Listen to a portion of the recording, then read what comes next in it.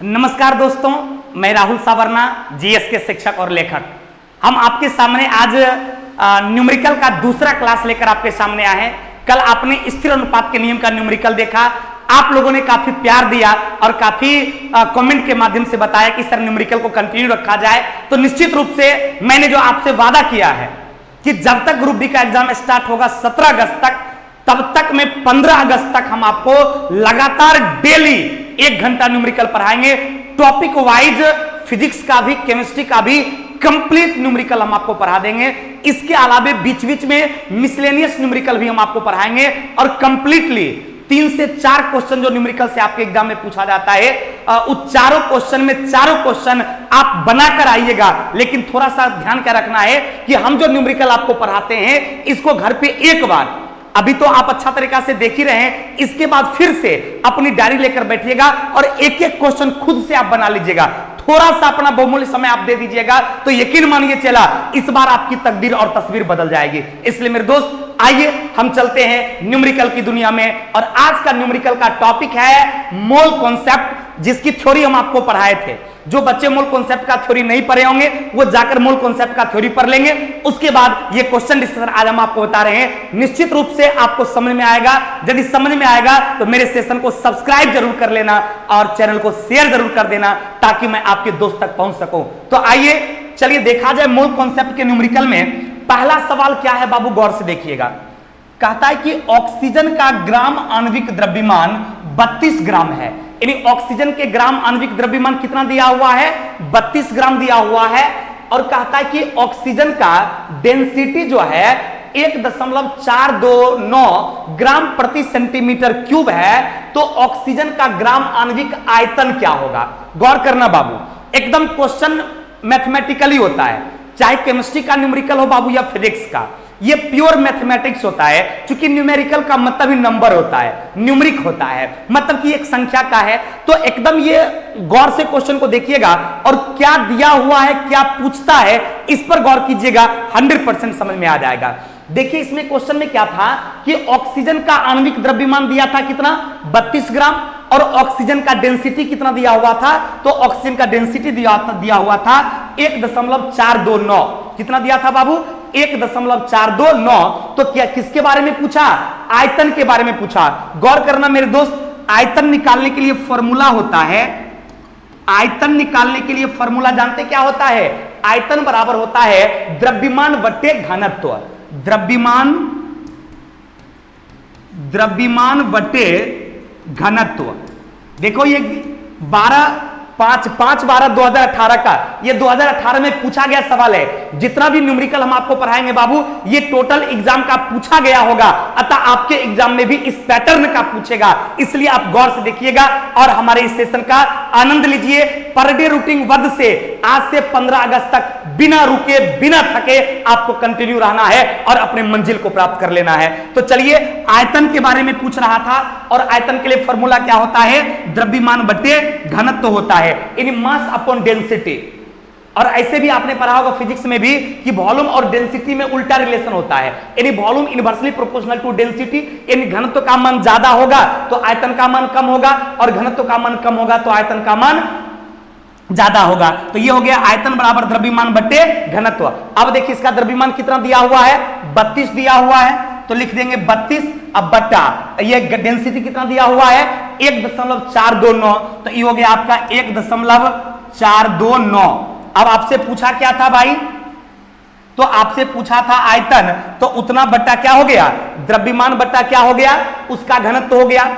अब यहां पर क्या दशमलव है, इस दशमलव को यदि आप उड़ा देते हैं तो उसके बाद 3 अंक है तो 3 जीरो हो जाएगा। अब आप इसको डिवाइड कीजिएगा तो 1429 और ऊपर में 32,000, तो 14 दूना 28, 14 42, यहां पर 2 हो जाएगा क्योंकि यहां पर 32 है। तो इसमें 2 के अनुपात में देखिए आंसर कहीं पर है तो 2 इसी से स्टार्ट होता है। इसका मतलब है कि इसका आंसर क्या हो जाएगा? 22.4 लीटर। ऐसे आप डिवाइड करके भी यदि आप 32,000 में 1429 से डिवाइड करेंगे तो आपको आ जाएगा 22.4 लीटर। तो उतना डिवाइड करने में टाइम हम क्यों देंगे? तो हम जुगाड़ से इसका आंसर निकाल लिए। कैसे? ये 14 है और ये 32 है, तो 14 दूना 28 और 14 42, तो तो 42 32 से ज्यादा हो जाएगा तो 14 दूना 28, तो यहां 2 आ गया और 2 सबसे इसी ऑप्शन में 2 से स्टार्ट हुआ है, इसलिए इसका आंसर क्या हो गया 22.4 लीटर। क्या आंसर हो गया बाबू 22.4 लीटर। तो इसमें ध्यान रखना है कि कभी भी किसी भी सवाल में आपसे आयतन पूछा जाए तो आयतन के लिए फॉर्मूला क्या हो जाएगा द्रव्यमान बट्टे डेंसिटी, यानी मास अपॉन डेंसिटी। द्रव्यमान को ऊपर में घनत्व को नीचे में डिवाइड कर दिए, आंसर आ गया। कोई कंफ्यूजन समझ में आ गया तो तुरंत मेरे दोस्त सब्सक्राइब कर लेना और शेयर मेरे चैनल को कर देना। चलिए आगे बढ़े। ये सवाल में कोई कंफ्यूजन, द्रव्यमान और घनत्व दिया था, आयतन पूछा तो द्रव्यमान बट्टे डेंसिटी। अब देख चलते हैं अगला सवाल में। ध्यान दो मेरे दोस्त, ये सवाल कहता है, आगे जो आपका ये सवाल है भाई, ये सवाल कहता है, गौर कीजिएगा इस सवाल पे, कि कार्बन का परमाणु द्रव्यमान 12 है और सबको पता भी है कि कार्बन का परमाणु द्रव्यमान कितना होता है, तो कार्बन का परमाणु द्रव्यमान 12 होता है। लेकिन कहता है कार्बन के 24 ग्राम में, यानी 25 ग्राम में अणुओं की संख्या क्या होगा। किसके बारे में पूछा, मॉलिक्यूल्स के बारे में, यानी नंबर ऑफ मॉलिक्यूल्स क्या होगा, अणुओं की संख्या क्या होगा, इसके बारे में पूछा। तो ध्यान देना मेरे दोस्त, यदि अणु की संख्या आपसे पूछा जाए कि अणुओं की संख्या क्या होगा, तो अणुओं की संख्या के लिए फॉर्मूला होता है, अणुओं की जब संख्या निकालना हो बाबू, तो अणुओं की संख्या के लिए फॉर्मूला होता है दिया गया द्रव्यमान बटे मूल द्रव्यमान या यौगिक का द्रव्यमान, या फिर कह सकते हैं पदार्थ का द्रव्यमान। दिया गया द्रव्यमान बट्टे पदार्थ का द्रव्यमान। अब चूंकि यहां पर क्या होगा कि आपको यहां पर किसी यौगिक का भी नाम दे सकता है, कोई तत्व के बारे में भी पूछ सकता है, तो जितना दिया गया द्रव्यमान रहेगा कि इतना द्रव्यमान का निकालिए, इतना ग्राम का, तो उसमें कोई तत्व रहे या यौगिक, जो भी उसका द्रव्यमान होगा उसके द्रव्यमान से आप क्या करेंगे डिवाइड कर देंगे, तो आपको क्या निकल जाएगा अणुओं की संख्या निकल जाएगा। यानी अणुओं की संख्या निकालने के लिए क्या फॉर्मूला हो गया बाबू, दिया गया द्रव्यमान बट्टे यौगिक का द्रव्यमान या तत्व का द्रव्यमान या पदार्थ का द्रव्यमान। तो जब ये अणुओं की संख्या पूछेगा तो दिया गया द्रव्यमान बट्टे तत्व का द्रव्यमान या यौगिक का द्रव्यमान या दिए गए पदार्थ का द्रव्यमान। तो दिया गया द्रव्यमान कितना था भाई रे, तो 24 ग्राम था, बटा क्या हो जाएगा इस यौगिक का तत्व का द्रव्यमान, कार्बन एक तत्व है, इसका द्रव्यमान कितना 12, तो 24 बटा 12 करेंगे कितना हो जाएगा 2 हो जाएगा। है किसी ऑप्शन में 2 क्या, ऑप्शन नंबर 1 में ही है, इसलिए इस क्वेश्चन का आंसर क्या हो गया मेरे दोस्त, इस क्वेश्चन का आंसर 2 हो गया। तो सभी लोगों को इसका फॉर्मूला भी याद हो गया होगा और क्वेश्चन भी बन जाएगा। कभी भी आपसे अणुओं की संख्या पूछे तो एक ही फॉर्मूला यूज करेंगे, दिया गया द्रव्यमान बट्टे उस तत्व का द्रव्यमान या उस यौगिक का द्रव्यमान। तो जितना द्रव्यमान दिया हुआ था तत्व के द्रव्यमान से क्या करना है डिवाइड कर देना है, यानी भाग दे देना है, जो आंसर आएगा वही इस क्वेश्चन का आंसर होगा। तो मेरे दोस्त आंसर क्या आ गया 2 आ गया, तो इसका आंसर क्या हो गया 2 हो गया, पक्का ना। चलिए समझ में आ गया। अब हम लोग आगे बढ़ते हैं भाई। अगला क्वेश्चन कहता है, एकदम आराम से देखिएगा, आपको 100% एकदम बनेगा। और घर पे जाने के बाद यानी इस क्लास के अभी जो आप देख रहे हैं मेरा सेशन, इसको बढ़िया से देखिए और एक कॉपी लेकर बैठिए, बाद में फिर से एक बार सारे क्वेश्चन को बना लीजिएगा। 100% न्यूमेरिकल एग्जाम में बनेगा, क्योंकि 5% ही बच्चे ऐसे होंगे जो न्यूमेरिकल एग्जाम में बना पाएंगे, बाद में कोई नहीं बना पाएगा। और जो बच्चे न्यूमेरिकल बनाएगा उस सब का रिजल्ट हो जाएगा, याद रखना। क्योंकि 95% बच्चे तो वैसे फॉर्म भर दिए हैं जो पिछला 5 साल में 5 बच्चा जन्मा कर बैठे हुए हैं, नहीं तो इसलिए जो पढ़ेगा उसी सब का रिजल्ट होगा। और जो चकचुक के फेर में रहेगा जानबे करता बोरा में चला जाएगा। इसलिए चकचुक के फेर में नहीं रहना है, सिर्फ और सिर्फ आपको मेहनत करना है और ये मेहनत ही रंग लाएगी। नहीं कहा गया है कि हमारी उड़ान देखनी हो, यानी हमारी उड़ान देखनी हो तो आसमां से कह दो थोड़ा और ऊंचा हो जाए, तो आपको लगातार मेहनत करके आसमां को भी और ऊंचा करने का आप दावा कर सकते हैं। इसलिए मेरे दोस्त मेहनत करके पढ़िए, ईमानदारी से पढ़िए और अपने माता पिता के सपनों को भी पूरा कीजिए और अपने गुरुजनों के सपनों को पूरा कीजिए। इसलिए मेहनत में कोई कमी नहीं। समझ में आता है 100%, तो अपने दोस्तों को शेयर जरूर कीजिएगा मेरे दोस्त। आगे क्वेश्चन कहता है कि ऑक्सीजन के 0.3 मोल का द्रव्यमान क्या होगा। किसके बारे में बोला? ऑक्सीजन के 0.3 मोल के बारे में। तो सबसे पहले तो 1 मोल के बारे में आपको पता होना चाहिए कि 1 मोल का द्रव्यमान कितना होता है। तो आसानी से आप निकाल सकते हैं 0.3 मोल के लिए। तो गौर कीजिएगा, ये ऑक्सीजन के बारे में बोला तो ऑक्सीजन एक गैस है जो हमेशा मॉलिक्यूल्स के रूप में यानी O2 के रूप में रहता है। तो O2 का द्रव्यमान जानते हैं, O2 का द्रव्यमान कितना होता है? तो O2 का द्रव्यमान होता है 32 ग्राम। O2 का द्रव्यमान कितना होता है बाबू रे? O2 का द्रव्यमान होगा 32 ग्राम का है, क्योंकि ऑक्सीजन का द्रव्यमान होता है 16 ग्राम। ऑक्सीजन का नॉर्मली द्रव्यमान कितना? 16 ग्राम, लेकिन यहां पर 2 परमाणु है तो 16 दूना 32 ग्राम। अब बोला 0.3 मोल का द्रव्यमान क्या होगा? तो लिखेंगे 0.3 यानी 0.3 मोल द्रव्यमान बराबर 32 गुने हो जाएगा 0.3। 32 गुना क्या हो जाएगा बाबू रे? 0.3। अभी दशमलव को उड़ा देंगे तो बट्टा हो जाएगा 10, दशमलव उड़ेगा तो 1 अंक है तो बट्टा 10। ये हो गया 32 तिया कितना? 3 दूना 6, 3 तियाई 9, 96 बट्टा 10 को क्या लिख सकते हैं? 9.6 यानी 9.6 लिख सकते हैं। और 9.6 मेरे दोस्त किसका आंसर है? 9.6 ऑप्शन नंबर बी में है, इसलिए इसका आंसर क्या हो गया भाई? Option number B. देखिए कितना आसान सवाल है। ये कहा था कि ऑक्सीजन के इतने मोल का द्रव्यमान, तो ऑक्सीजन का पहले टोटल द्रव्यमान लिख लिए और 0.3 से गुना कर दिए। जितना मोल का पूछेगा उतना से क्या करेंगे? गुना कर देंगे। दिए गए द्रव्यमान में या उस तत्व का या उस यौगिक का द्रव्यमान निकाल लेंगे और जितना मोल के बारे में पूछेगा उतना मोल से क्या करेंगे? गुना कर दें, अपने निकल जाएगा। तो ये था O2 का द्रव्यमान हो गया 32 ग्राम। 0.3 मोल के लिए पूछा तो 32 गुना 0.3, दशमलव हटाए 10 गुना कर दिए 96 बट्टा 10 यानी 9.6। तो आंसर क्या हो गया? Option number B. पक्का ना मेरे दोस्त? चलिए बिना समय बर्बाद किए आगे बढ़ते हैं। अगले क्वेश्चन पर आप ध्यान देंगे, एकदम 100% बाबू कंसंट्रेशन बना के रखिए। यकीन मानिए कि 15 अगस्त तक आपको लगातार मेहनत करना है और 17 अगस्त से आपका एग्जाम शुरू है। तब तक में आपकी तकदीर और तस्वीर बदल जाएगी। इसलिए प्रत्येक दिन एक एक टॉपिक का न्यूमेरिकल आपके राहुल साबरनाथ जीएस जो आपका अपना चैनल है इस पर लोड होगा और निश्चित रूप से आप देखिएगा और अपने दोस्तों को भी इसके लिए सजेस्ट कीजिएगा।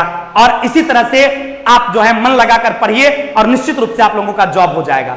आते हैं, अगला क्वेश्चन कहता है कि 90 ग्राम पानी में मौजूद मोलों की संख्या।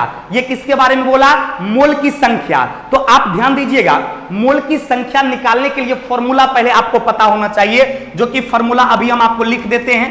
और जिसके पास नहीं जो मोल अभी तक पढ़े हैं वो एक मोल कॉन्सेप्ट का चैप्टर हम पढ़ाए, मोल संकल्पना करके एक थ्योरी हम पढ़ाए हैं, उसको देख लीजिएगा। सारी थ्योरी और फॉर्मूला आपको याद हो जाएगा। तत्काल आप जान लीजिए कि किसी का भी मोल पूछे तो मोल निकालने के लिए फॉर्मूला होता है भार बट्टे अनुभार। किसी का भी मोल निकालना हो तो फॉर्मूला क्या होगा बाबू? भार बट्टे अनुभार, या दूसरा फॉर्मूला होता है भार बट्टे परमाणु भार, यानी भार बट्टे अनुभार, या फॉर्मूला क्या होता है? भार बट्टे परमाणु भार। तो किसके बारे में बोला? 90 ग्राम पानी के बारे में। तो भार कितना दिया हुआ बाबू? भार दिया हुआ 90 ग्राम। अब क्या है भाई? पानी है तो पानी का अनुभार निकाल लेंगे। H2O का अनुभार की बात करेंगे तो इसका अनुभार कितना हो जाएगा? हाइड्रोजन का परमाणु द्रव्यमान 1, लेकिन 2 परमाणु है तो 2 प्लस ऑक्सीजन का 16, तो दोनों को जोड़ेंगे तो कितना हो जाएगा? 18 ग्राम। तो जल का अनुभार कितना हो गया? 18 ग्राम। तो 18 ग्राम से डिवाइड कर देंगे तो काट के कितना आ जाएगा? 5 मोल आ जाएगा। 5 है किसी ऑप्शन में क्या? ऑप्शन नंबर 1 में है, इसलिए मेरे दोस्त इसका आंसर क्या हो गया? ऑप्शन नंबर 1 यानी 5 मोल हो गया। फॉर्मूला आपके सामने है, कोई कंफ्यूजन बाबू? अच्छे तरीका से समझ में आ रहा है ना? चलिए थैंक यू वेरी मच। इसी तरह से एकदम मन से आप लोग पढ़िए, मन से समझिए और रेगुलर रहिए। कहता है कि practice makes a man perfect. यदि आप रेगुलर प्रैक्टिस में रहेंगे तो आप परफेक्ट हो जाएंगे। आप प्रैक्टिस में नहीं रहेंगे मामला गड़बड़ा जाएगा। चाहे एक बार देखना पड़े, 2 बार देखना पड़े, बार बार देखिए और अपनी कॉपी पर बनाइए। क्योंकि ये न्यूमेरिकल है, ये थ्योरी नहीं कि सिर्फ सुन लेंगे तो आपको याद हो जाएगा। ये न्यूमेरिकल है, आपको बढ़िया से समझ के कॉपी पर एक बार जरूर बना लेना है। पक्का ना? चलिए, तो मोल निकालने के लिए फॉर्मूला क्या था? भार बट्टे अनुभार या भार बट्टे परमाणु भार। भार दिया हुआ था 90 ग्राम, तो 90 बट्टा जल का अनुभार निकाल लिए 18, 90 बट्टा 18 इक्वल टू क्या हो गया? 5। तो आंसर क्या हो गया? ऑप्शन नंबर ए यानी 5। पक्का ना? चलिए मेरे दोस्त आगे बढ़ते हैं। मन समर्पित, तन समर्पित और यह जीवन समर्पित, चाहता हूं देश की धरती तुझे कुछ और भी दूं। ए मेरे दोस्त, मन और तन सब कुछ समर्पित कर कर हम अपने देश के लिए, हम अपने बच्चों के लिए, हम अपने बच्चों के भविष्य के लिए तैयार हैं। यदि आप तैयार हैं तो निश्चित रूप से सफलता आपकी कदम को चूमेगी। तो आइए अगले क्वेश्चन में कहता है, बिल्कुल आसान सा क्वेश्चन है, कहता है कि एल्युमिनियम का परमाणु द्रव्यमान 27 है और एल्युमिनियम का परमाणु द्रव्यमान 27 होता भी है। यदि नहीं भी दिया रहता तो आपको पता होता कि एल्युमिनियम का परमाणु द्रव्यमान 27 होता है और आपको यह बात याद होना चाहिए। लेकिन कहता है कि एल्युमिनियम के 54 ग्राम में मौजूद अणुओं की संख्या क्या होगा? अभी देखिए 2-3 क्वेश्चन पहले बताए थे कि यदि अणुओं की संख्या से सवाल पूछा जाए तो दिया गया द्रव्यमान में परमाणु द्रव्यमान से क्या करेंगे? आप डिवाइड कर देंगे, अणुओं की संख्या आसानी से निकल जाएगा। तो फॉर्मूला क्या हो जाएगा भाई? अणुओं की संख्या, अणुओं की संख्या निकालने के लिए फॉर्मूला क्या हो जाएगा? दिया गया द्रव्यमान, दिया गया द्रव्यमान बट्टा परमाणु द्रव्यमान, दिया गया द्रव्यमान बट्टा परमाणु द्रव्यमान। तो दिया गया द्रव्यमान कितना बाबू रे?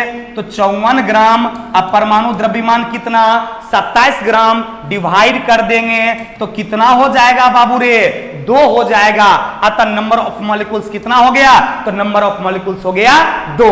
कोई कंफ्यूजन? कितनी आसानी से बन रहा सवाल आप देख रहे हैं। आपको लग ही नहीं रहा होगा कि आप न्यूमेरिकल पढ़ रहे हैं। इसलिए मेरे दोस्त कंटिन्यू रहेंगे कि लोग अभी तक न्यूमेरिकल को हवा बना दिया था। कुछ लोग जो है कहता था न्यूमेरिकल मतलब बहुत बड़का चीज होता है। ए मेरे दोस्त कुछ भी नहीं है, आपके सामने बन रहा है। इतना मजा आपको लग रहा होगा कि आपका दिल गवा देता होगा कि आपके लिए कितना मेहनत करते हैं। और ये सारा देखो बाबू एग्जाम का पूछा गया सवाल है, एक भी क्वेश्चन फेक नहीं हम पढ़ा रहे हैं। जो 2018 में ग्रुप डी ने पूछा वही चीज पढ़ा रहे हैं और उसी का प्रैक्टिस करके आपको जाना है। डायरेक्ट ये सवाल पूछे ना पूछे, इसी पर आधारित सवाल होगा। इसलिए फॉर्मूला भी बता दे रहे हैं कि ताकि कोई भी सवाल पूछे तो पट-पट मान बैठाना है, खट-खट आंसर बनाना है। यकीन मानो निश्चित रूप से आपसे सारा सवाल बचेगा। इस आधार पर जो भी सवाल पूछेगा नहीं बनेगा बाबू रे। यदि अणुओं की संख्या पूछेगा और दिया हुआ रहबे करेगा, तो दिया गया द्रव्यमान बटे अणुओं की संख्या, ये परमाणु के द्रव्यमान से डिवाइड करेंगे, पट निकल जाएगा। चाहे द्रव्यमान कुछ भी दे दे, जितना देगा उसमें परमाणु द्रव्यमान से डिवाइड कर देंगे तो आंसर नहीं आ जाएगा। पक्का ना? चलिए मेरे दोस्त, तो इसका आंसर क्या हो गया? 2 हो गया। बिना रुके बिना थके चलते हैं अगले सवाल पर।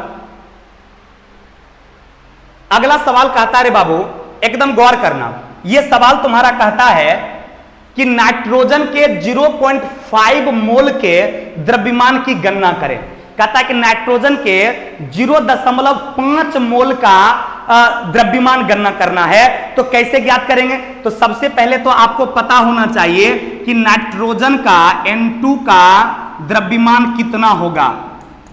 तो नाइट्रोजन का द्रव्यमान निकालने के लिए सबको आता है कि नहीं आता है? नाइट्रोजन का परमाणु द्रव्यमान बाबू कितना होता है? सबको याद होना चाहिए। नाइट्रोजन का परमाणु द्रव्यमान 14। नाइट्रोजन का परमाणु द्रव्यमान कितना बाबू? 14। तो ई हो गया बाबू रे 14 गुने, लेकिन है कितना परमाणु? 2 परमाणु। तो जितना परमाणु रहेगा उतना से गुना, तो 14 गुना 2 बराबर कितना हो गया? 28 ग्राम हो गया। अब कहता क्या है कि 0.5 मोल के लिए हम क्या बोले थे? जितना मोल के लिए पूछेगा उतना से गुना कर देना है। तो ये बोला 0.5 मोल बराबर कितना? तो 28 गुने 0.5। ये दशमलव उड़ा देंगे तो बट्टा 10 हो जाएगा।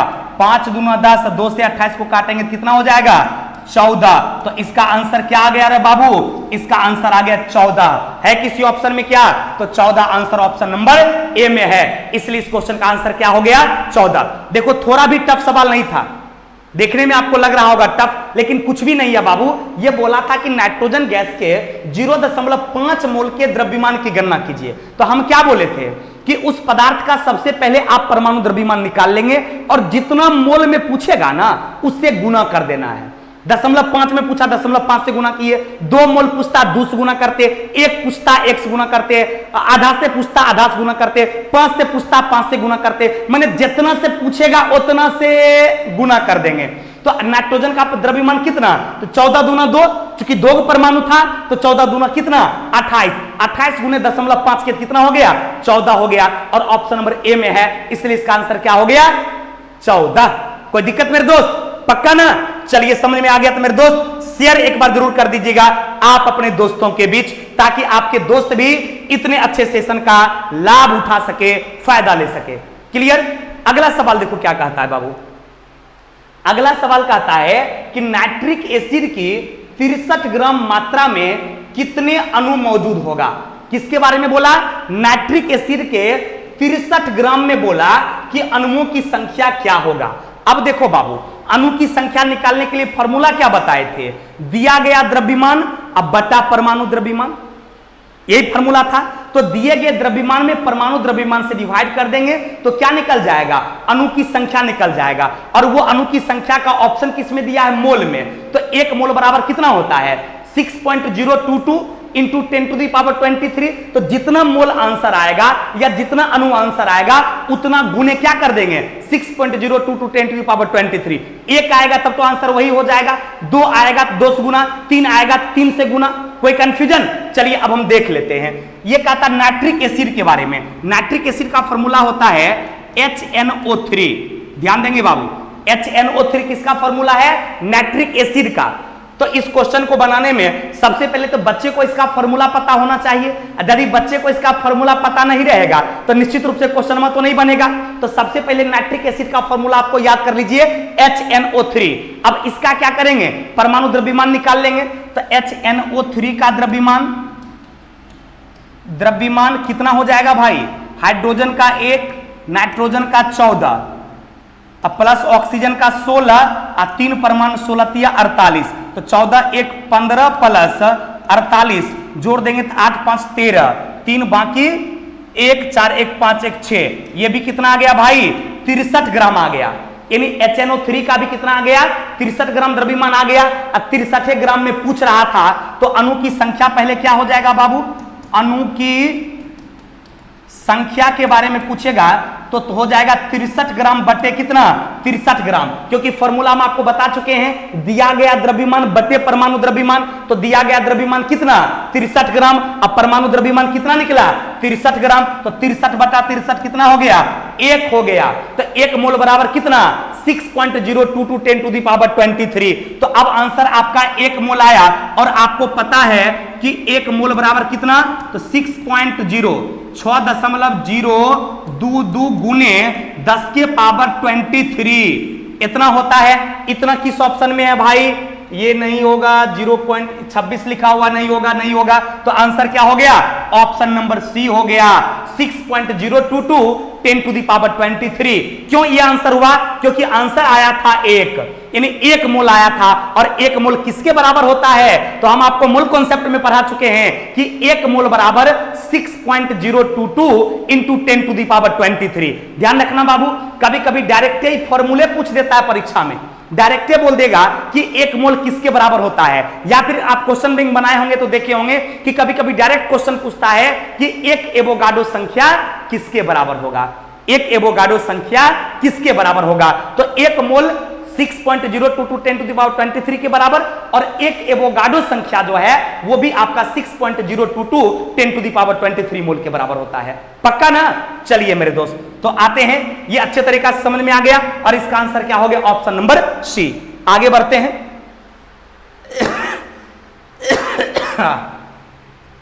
अगला सवाल कहता है,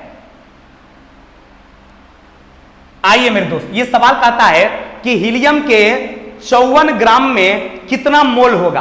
तो मोल निकालने के लिए फॉर्मूला क्या बताए थे? मोल बराबर दिया गया द्रव्यमान या दिया गया भार बटे अणुभार या दिया गया भार बटे परमाणु भार। तो ये मोल पूछ रहा था, तो मोल को निकालने के लिए फॉर्मूला क्या हो जाएगा? भार बटे परमाणु भार, भार बटे परमाणु भार। तो भार कितना हो गया भाई? ये हो गया 54 ग्राम। अब परमाणु भार कितना हो जाएगा? हीलियम का परमाणु द्रव्यमान कितना? 4, अरे हाइड्रोजन का 1, हाइड्रोजन का द्रव्यमान 1, हीलियम का द्रव्यमान 4, हीलियम का द्रव्यमान 4, तो 4 से डिवाइड कर देंगे तो कितना आ जाएगा भाई, 4 से डिवाइड कर देंगे 4 ग्राम से तो हो जाएगा आपका 13 दूना 26, 13 13 चौक 52, ये 13 हो गया दशमलव, अब 5 चौक 20, तो 13.5 है किसी ऑप्शन में क्या, ये दोनों को काट दिए भाई तो 13.5 आया जो कि ऑप्शन नंबर ए में है। अतः मोल की संख्या पूछा था तो मोल की संख्या आंसर क्या हो गया बाबू, 13.5। कितना हो गया, 13.5। ए मेरे दोस्त, जब हौसला बना ही लिया ऊंची उड़ान का, फिर देखना फिजूल है कद आसमां का। इसलिए मेरे दोस्त सारे न्यूमेरिकल को बढ़िया तरीका से जिस तरह से आप समझते जा रहे हैं सिर्फ कंटिन्यू आप रहिएगा। अभी से लेकर 15 अगस्त तक हमारे चैनल पर आपको कंटिन्यू रहना है। यकीन मानिए कि 2 नंबर भी आपका ज्यादा न्यूमेरिकल में चल आया तो आप हिंदुस्तान में जितना फॉर्म फिलअप हुआ ना ग्रुप डी में मेरे दोस्त, उन सारे फॉर्म फिलअप करने वाले से आपका नंबर ऊपर में रहेगा। और न्यूमेरिकल यदि नहीं बना तब पछाड़ना किसी को बहुत मुश्किल है, क्योंकि ये आपकी एक सही रणनीति यही होगा कि आपको न्यूमेरिकल पर कमांड करना। देखो जनरल साइंस का थ्योरी, आर्ट्स का थ्योरी, स्टैटिक बेस्टैटिक सब लड़का पढ़ ले है, लड़का फंस कहां रहा है, मैथ में। लड़का फंस कहां रहा है, न्यूमेरिकल में। तो मैथ्स और न्यूमेरिकल ये दूगों पर आपका कंट्रोल होना चाहिए और इस पर कंट्रोल कर लीजिएगा तो समझिए विजय पताका आपका लहरेगा, आप ही सिकंदर होंगे। क्लियर? तो आइए इसका आंसर क्या हो गया, 13.5 मोल। कोई कंफ्यूजन? आगे बढ़ते हैं। सिंपल सवाल था, मोल निकालना था, भार बटे परमाणु भार कर दिए। अब अगला सवाल कहता है, ये सवाल है कि कार्बन डाइऑक्साइड के 10 मोल का द्रव्यमान कितना होगा। तो सबसे पहले तो कार्बन डाइऑक्साइड का परमाणु द्रव्यमान निकालना पड़ेगा और उसको 10 मोल से क्या करेंगे, गुना करेंगे। हम क्या बोले थे, जितना मोल के बारे में पूछेगा उससे गुना कर देना है उस तत्व या यौगिक के परमाणु द्रव्यमान से। तो कार्बन डाइऑक्साइड के बारे में बोला कि इसके 10 मोल का द्रव्यमान कितना होगा, तो CO2 का द्रव्यमान पहले निकाल लेंगे। तो CO2 का द्रव्यमान कितना हो जाएगा, तो देखिए कार्बन का परमाणु द्रव्यमान कितना होता है, 12। कार्बन का परमाणु द्रव्यमान कितना, 12 प्लस ऑक्सीजन का होता है 16, लेकिन 2 परमाणु है तो 16 गुना 2 कितना, 32। तो 32 और 12 कितना हो जाएगा, 44। 32 12 कितना हो गया, 44 हो गया।